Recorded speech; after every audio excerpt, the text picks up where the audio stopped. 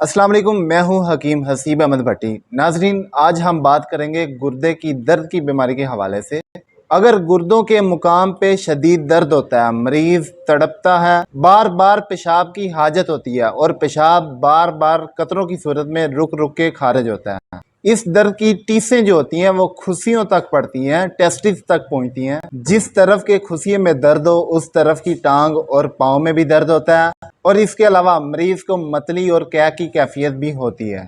अब बात करता हूं मैं इनके असबाब की। तो इनके असबाब गौर से सुनिएगा ताकि आपको पता चले किस वजह से ये मसला बना है। बड़ा गोश्त, चावल, दालें और री व बादी पैदा करने वाली अशिया का बकसरत से इस्तेमाल करना इस मर्ज को पैदा करता है और इस मर्ज को मजीद बढ़ाता है। अब बात करते हैं इसके इलाज की। ये खुश्की सर्दी तहरीक का मर्ज है और इसका इलाज खुश्की गर्मी या गर्मी खुश्की की तहरीक पैदा करके किया जाएगा।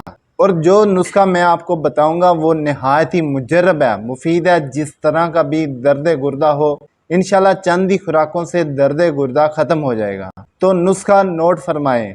लौंग 1 तोला, दारचीनी 3 तोला, जलवतरी 2 तोला और मुसब्बर 6 तोला। इन चारों अशिया को बारीक कर खूब यकजा कर लें और 500 mg वाला यानी कि मीडियम साइज का कैप्सूल भर के हमरा कावा इस्तेमाल करें। और कावा गौर से सुने।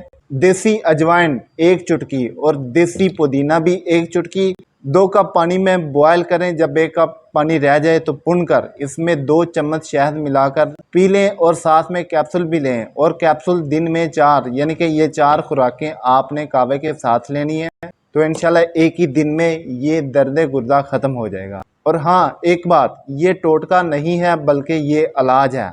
दर्द गुर्दा में अक्सर मरीज़ों को कॉन्स्टिपेशन, गैस, कब्ज़ का मसला भी रहता है।